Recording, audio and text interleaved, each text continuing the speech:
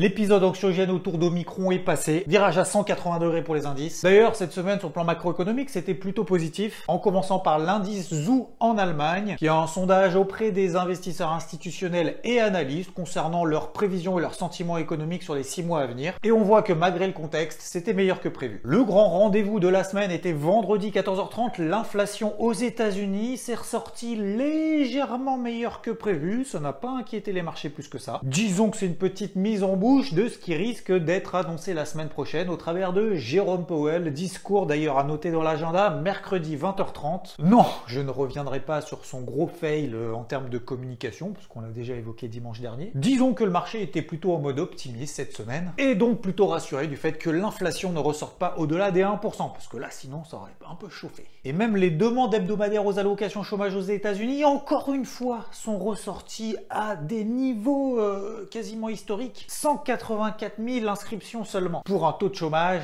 à 4%. Et tellement tout va bien, hormis la Banque Centrale Européenne qui devrait arrêter son plan d'achat d'urgence pandémique au mois de mars, et ben même la Banque du Japon pourrait se mettre à réduire son programme de rachat d'actifs. Eux aussi avaient mis un programme de rachat d'urgence au début du Covid, et ils vont devoir discuter cette fin d'année de savoir est-ce qu'il faut les réduire et quand. Ça va pas être tout de suite, mais disons qu'on commence à en débattre. Et pourquoi ça? Parce que les conditions de financement auprès des entreprises vont beaucoup mieux, mais avant ça, va falloir être sûr que tout ce qui se passe autour du variant, ce soit moins grave que ce qui était prévu. En attendant, en Chine, les exportations s'envolent, 22% sur un an, et les importations augmentent de plus de 30%. Pour la partie macroéconomique, ce sera beaucoup plus animé la semaine prochaine. On l'a vu déjà avec mercredi, ça sera le plus gros rendez-vous. Mais on a quand même les prix à la production aux États-Unis, le chômage en Australie, les PMI manufacturiers des services un peu partout dans le monde, sans compter la production industrielle aux États-Unis, et j'en passe.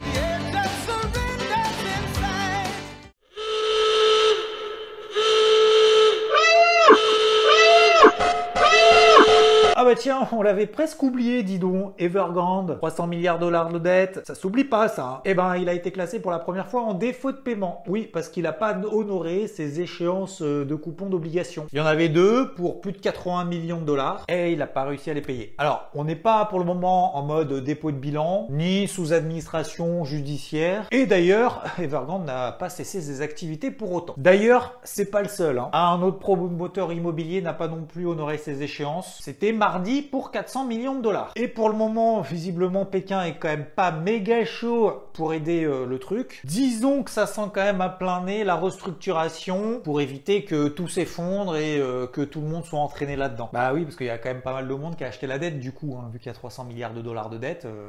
Bien quelqu'un en face. En tout cas, pour ceux qui étaient exposés par exemple à Amundi, au-delà du fait qu'on a quand même eu le temps de voir venir, en l'occurrence c'est quand même le plus grand gérant d'actifs en Europe, plus de 2000 milliards d'euros sous gestion, 2000 milliards.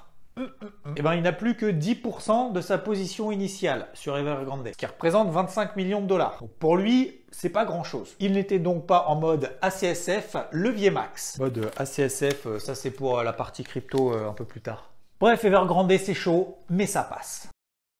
Ah, ça se passe bien pour les entreprises, ça se passe tellement bien que toutes les boîtes rachètent leurs propres actions. Alors, pas toutes, mais les 3/4 du CAC. Et sur les entreprises du SBF 120, on est à 3 milliards € de rachat sur le mois de novembre, ce qui nous donne 16 milliards €. Alors, c'est pas le record historique parce qu'on avait fait mieux en 2007. On était à plus de 19 milliards €. Ah bah l'argent est pas cher. Et vu qu'on sait pas trop dans quoi investir, vu que c'est toujours un peu quand même anxiogène, donc du coup on sait pas trop quoi faire de notre argent, on rachète nos propres actions. Bah oui, certaines boîtes ont aussi profité de faire le ménage de certaines de leurs activités, comme par exemple ArcelorMittal ou encore Danone, qui a vendu certaines marques. Mais pourquoi ils rachètent leurs propres actions? La minute pédagogie avec Xavier Fenot. Quand la visibilité n'est pas trop présente, que les opportunités sont absentes, quand tu as du cash tout le tour du ventre, faut que je trouve du coup un truc qui finit par entre, tu peux reverser une certaine partie de tes liquidités à tes actionnaires sous forme de rachat d'actions ou de dividendes.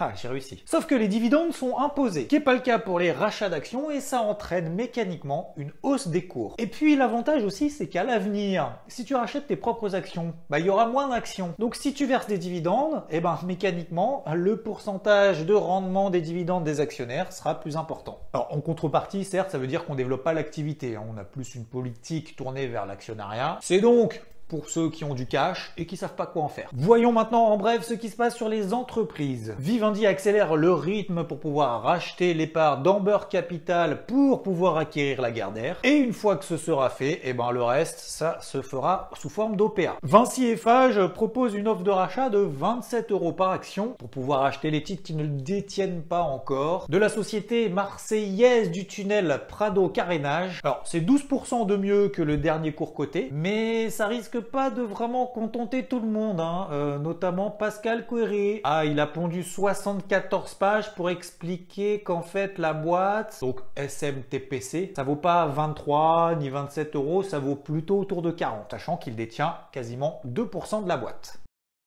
Alors que nous avions une pression baissière à court terme sur l'ensemble des indices alimentés par GG et Mimi, nous avions d'ailleurs évoqué dimanche dernier que ça ne remettait pas en cause les tendances haussières à moyen terme. Au-dessus de ces gros niveaux hebdomadaires qu'on avait un peu partout, on a adopté cette semaine un changement de psychologie brutal. Car visiblement, Mimi, c'est effectivement peut-être contagieux, mais c'est pas plus dangereux que Dédé. Le CAC 40 nous propose même un Island Reversal, c'est une figure de retournement assez violente. On a d'abord un gap baissier, plusieurs bougies ensuite d'hésitation, un gap haussier, figure généralement de changement brutal de psychologie. En plus de ça, on a eu ce qu'on appelle un open en extrême, c'est-à-dire gap haussier, le marché ouvre et tout de suite les investisseurs se ruent à l'achat, ce qui nous permet d'avoir un point de repère qui correspond aux 6900 points, qui était d'ailleurs le point de repère de cette pression baissière à court terme. Donc tant qu'on passe pas sous 6900 points à court terme, ça va. Même si d'ailleurs on avait déjà dit que ça va si à moyen terme on reste au-dessus des 6400, 6500 sur le CAC, avec 6600 points comme zone d'achat. Même chose pour l'indice allemand DAX qui a tenu les 15 000 points. Depuis le mois de mai, c'est toujours la même chose quand on arrive sur ce niveau. Alors c'est toujours facile après coup, mais on l'avait quand même évoqué la semaine dernière. Sur le DAX à très court terme, les 15 500 points, c'est le point de repère à ne pas enfoncer pour ne pas invalider cette pression haussière. Les indices américains, quant à eux, c'est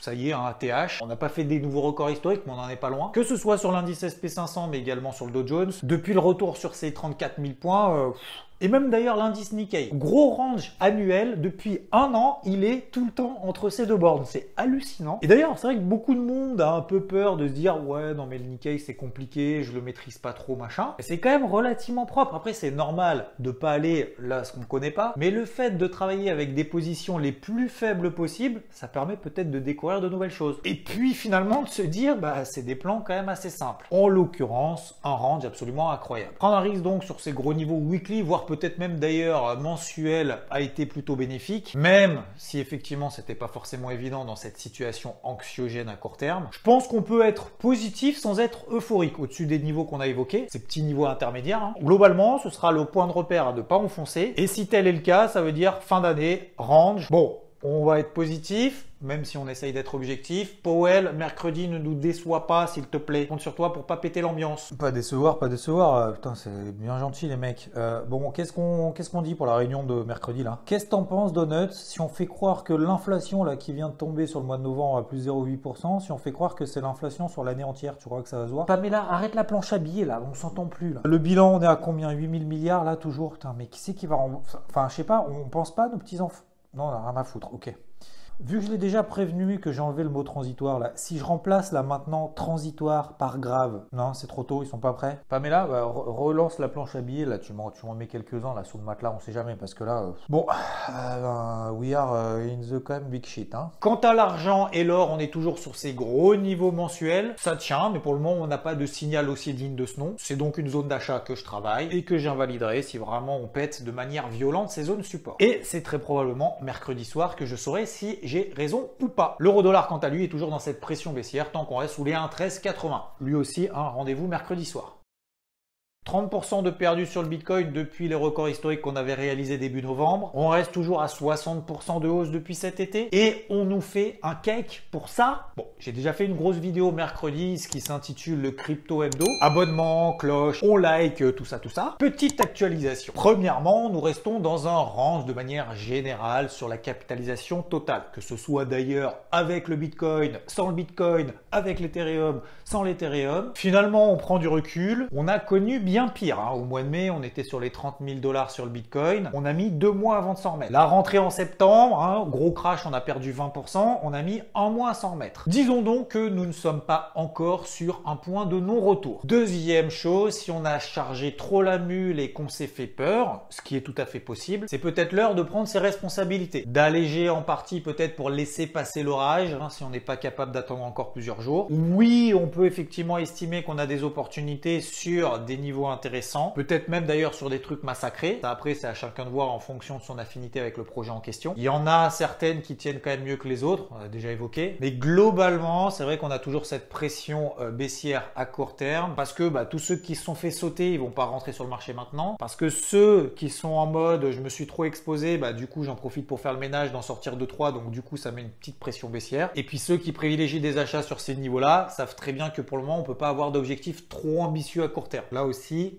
ça maintient une petite pression vendeuse, donc il va falloir un peu sortir de ça. Et ça risque de mettre encore quelques jours. Donc il faut s'attendre effectivement qu'on retrace une partie de la mèche, même si globalement je reste quand même particulièrement positif, encore une fois, c'est dans la vidéo de mercredi. Et troisième chose, va falloir s'habituer en 2022 à ce type de marché, en mode range, de sélectionner les cryptos les plus forts du moment, de ne pas être tout le temps en mode bougie 5 minutes, ça monte, ça baisse, parce que sinon péter un boulard. Faut d'abord choisir son profil pour être en phase avec. Si on fait du court terme, on reste sur du court terme. Si on fait du moyen terme, du swing par exemple, on fait du swing, on reste sur des bougies daily. Si on fait du long terme, on regarde pas des bougies 5 minutes pour prendre une décision. Ça n'a aucun sens. Il y a une atomisation qui est en train de s'opérer, donc je pense encore une fois, je l'ai déjà dit mais je le répète, je pense pas qu'on est de alt season. Tout monte, tout baisse. Alors même si là tout a une pression baissière quand même, voilà, ça on peut pas le nier. Mais il y aura toujours ces notions de surperformance et sous-performance. Et je pense que c'est ça qu'il va falloir travailler en 2022. Ça sera moins, je pense, ultra méga bullish ou ultra méga bearish. Genre les deux là, ils vont se battre encore un moment. Un bouboule. Ah, les bouboules. Après, là où on peut avoir une certaine humilité de reconnaître, c'est que ça nous montre quand même que le marché est encore un peu jeune. Il est un peu foufou. Alors certes, il y a toujours du boulot derrière les projets, des grosses équipes, etc. Il y a des investissements, des boîtes qui mettent quand même beaucoup de ronds dans chacune des boîtes, des blockchains, etc. Des applications concrètes qui vont progressivement émerger. Ce qui va d'ailleurs donner, c'est là où il faut être prêt à l'accepter, des cryptos qui vont mourir, et d'autres qui vont encore exploser. En tout cas, ça s'annonce passionnant et surtout, il va falloir bosser. J'espère qu'on sera là ensemble l'année prochaine pour voir tout ça. Merci pour vos likes. Vous avez d'ailleurs réussi le défi des 2000 likes. Franchement, je pensais pas. Vous êtes pris au jeu et franchement, c'est des trucs de ouf. Un très bon dimanche, une très belle semaine. À très vite sur cette chaîne. Ciao!